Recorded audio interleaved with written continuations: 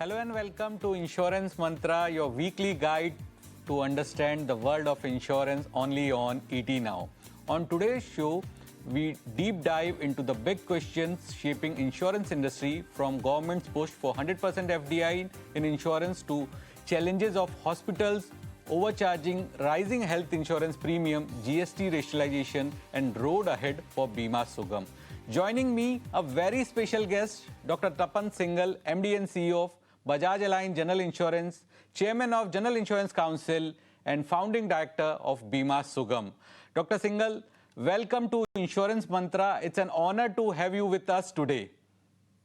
Namaskar, Anurag. It's my honor to be with you. Thank you so much. Yes, sir. Sir, so to begin with, recently, just 2 days back, government has announced and came up with a draft notification for 100% FDI, and now it's fast-tracking the 100% FDI. So according to you, how big development is this and will help the insurance industry?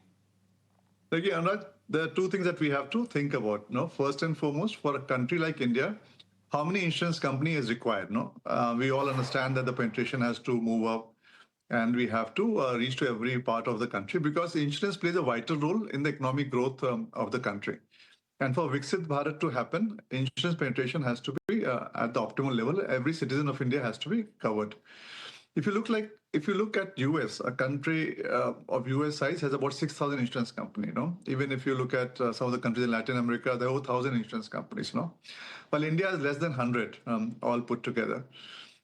So we have to do whatever possible to ensure that we are able to encourage at least about 1,000 insurance companies in Indian market. Because when you have more companies coming, that is where the barriers in terms of the limitations get broken, and you would see a lot of innovations happening, a lot of creation happening, and people moving to hinterlands to find more business, to see how they pick it up. So in that light, when you put this together, it's very important. Now, when I say 1,000 insurance companies, also think about this thing. One insurance company creates about 25,000 jobs. And if you have 1,000 insurance companies, we're talking of 2.5 crore job creation in the near future. Now, for India, what is necessary? Job creation is of utmost necessity, because demographic dividend plays out only when you're able to create jobs. Second, if you look at the insurance industry, I think once you have more companies, they'll obviously have more distribution built. They'll also be able to reach out to the hinterlands, and the penetration would reach to the last mile, which will be happening. So in that light, we put that together. I think the government's effort in putting 100% FDI, putting all this ease of flow of capital is a very welcome move. The other thing we have to think about is that once we do this also, the world should know about it. I think that is when I had mentioned also earlier that if you look at Niti Aayog, or if you look at Invest in India websites, does insurance feature there?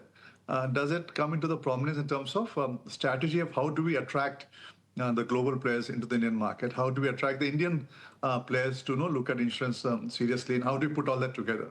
Okay. It's something that we were thinking about. Sir, and in the draft notification, government has also mentioned about the scrapping of Indian resident rule for directors and key managerial posts, and that will be scrapped. So according to you, how big is this for insurance industry? Because previously many players were not interested in increasing FDI due to this clause, but now government has made it clear that this clause will be removed for all sorts of FDI investments.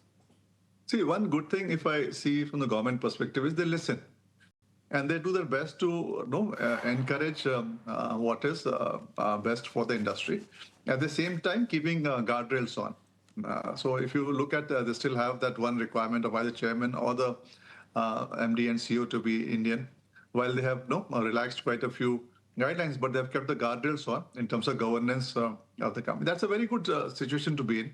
But what we should be happy about is that the government listens to the feedback which it gets and takes action on that, which I think is very encouraging.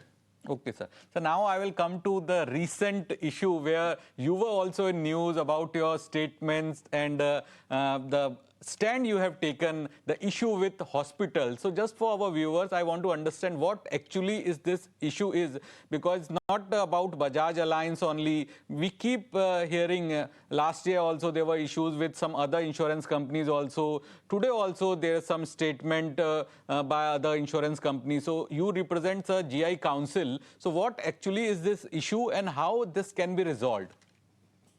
So, Anurag, let's understand the problem statement first. I think, no, and let's understand. I think a lot of time the insurance companies, no, is shown as no the person who's missing out.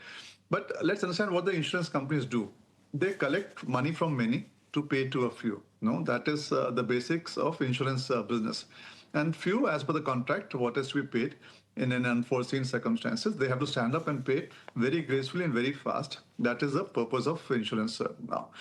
Now, let's see if the payment of claim goes up, then what will the insurance industry do? They'll collect more money from the people, to pay when a claims happen, which means the premium goes up. Now let's look at the hospital issue, which is there, and I think they'll also have a point of view, which would be right. But the problem statement is, if the inflation is about 5 to 6%, and if let us say your salary is increasing by an average, the salary increase happens with the inflation trend at 5 to 6%, and the medical inflation is 15%, then if you see compounding and you compound it over a period of time, the health premium will become so expensive that most people can't afford it, which means that you have to be responsible to say, how do you keep the medical inflation at a level in which the salary increase for the common citizen of a country, it does not exceed that. Because in a compounding effect, that will keep on moving up. And if the medical inflation moves up and all the rates move up for treatment, then obviously the premium will follow suit and premiums are moving up. Then over some time, the premium becomes so expensive that most people cannot afford it. Then the whole purpose of insurance gets defeated. That is why I think the industry tries its best to do two, three things. One, to eliminate fraud as much as possible, to eliminate abuse as much as possible, to also see that what is not reasonable in terms of inflation happening, and they try to see how do we put that. And that is where the stress comes in. And I think that stress starts reflecting on the situation which is there. Now, the interesting part in this episode that you just mentioned was, it was very interesting. If you look at Bajaj Allianz General Insurance Company, it would have close to 10,000 hospital network across the country. Now, the statement said that 15,000 have stopped cashless. It was very funny because how can they stop cashless? So many numbers not there. And that too for the north of India where the number of hospitals is very less. Now, what statement we made was, what is exactly cashless? Cashless is a convenience for a customer when they walk in. Now, most surgeries would be planned surgeries, which means you have already been there. The insurance company can straight away pay to the customer even before they enter the hospital. So the customer has the money with them. They can take care of it. Today's time, the way money flows and document flows is so fast.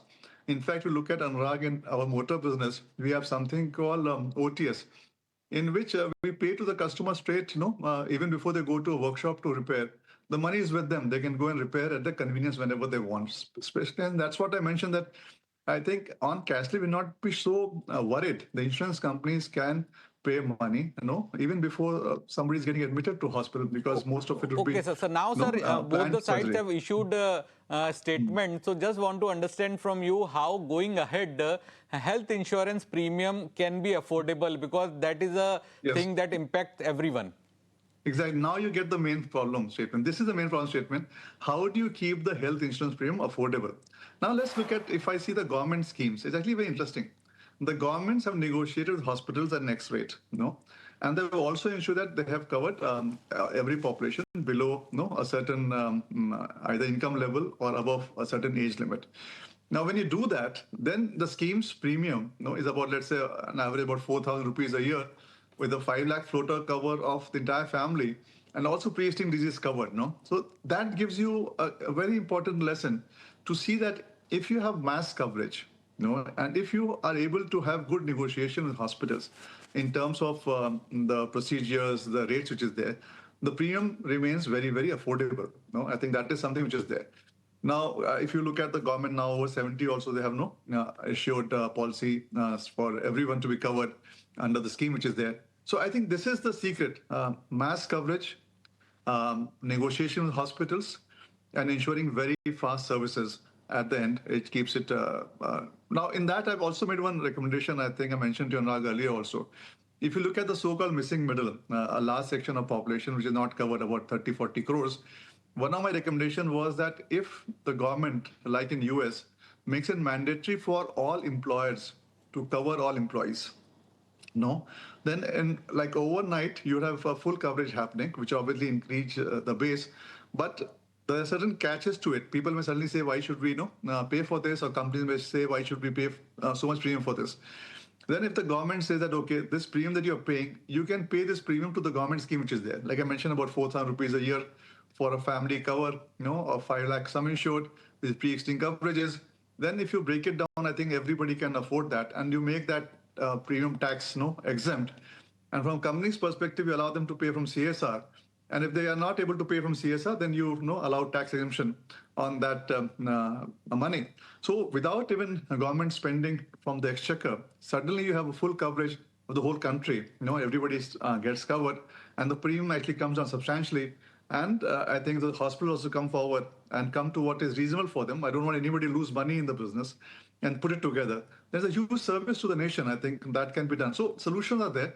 It's a question of conversation and putting things together in a manner in which it's done. Sir, just one question I want to understand from you, because in the last few years, we have seen so many changes brought in by insurance regulator IRDAI, and one of them is a single limit of expenses of management. So according to you, as an industry leader, do you think that has helped insurers? Yes. So if you look at Anurag, I clearly remember a discussion with the regulator when this was coming up. I had one proposal which I still stand by is that what we can do is for the retail lines of businesses, if the claim ratio is below 60%, let's say for a line of business, there the price correction should be mandated, that it should be brought down so that the claim ratio is 60% or over that. Now, the moment you do that, I think in a way that balances most things which happen. The other thing is the expense of management, I think, in which you say that 30% allowed to insurance company to put, be it the distribution cost or the running of the company together. And that is what should be allowed to them and some amount of profit. And then they have to put that together. There were two ways to approach this problem. The solution that I had in mind was that we should approach it through the claim ratio perspective. Yeah, the claim ratio should not be less than 60% at any point in time. That also, in a way, balances off any kind of, which is there. And the same thing I tell hospitals also, that do make a reasonable profit, but try and put a kind of, benchmark in which you're able to rationalize this together, but that is what is going to be beneficial to the end consumer at all. So expense management, that way really helps the industry and also the consumer, because an upper limit to what you can actually do, distribution cost and expense of running your company into that together. Okay, sir. Sir, my final question before I let you go for this our leadership insight segment. After 2 decades of joint venture, now your partner Allianz is moving with some another player. So what are the plans going ahead? So how will we see Bajaj Allianz General Insurance going ahead? Yeah. So if you look at RAG, I think we had an amazing JV, one of the most successful JVs, if I may say so, globally also. I think 2 very powerful promoters, Allianz and Bajaj, put together a company to serve the nation. And Bajaj Allianz General Insurance Company served over 15 crore customers in this. Turned out to be a huge employment generator, did good in terms of innovations, product, redefining the market. It was a brilliant JV together. Now, if you look at it, Bajaj would be buying out the stake of Allianz, and it would become 100% owned by an Indian promoter, Bajaj. So again, very exciting times from a perspective of the way the company gets shaped up. And it also brings us a lot of flexibility in terms of what we can do moving forward. So I think, again, a very good move. But a lot of respect to Allianz and Bajaj for the work they have done in the country, putting this company to the position it is and the way it could serve the nation in a very marvelous manner. Thank you, Dr. Tapan Singhel, for sharing your insights with us. Time for a short break. Stay tuned. We'll be right back with more on Insurance Mantra.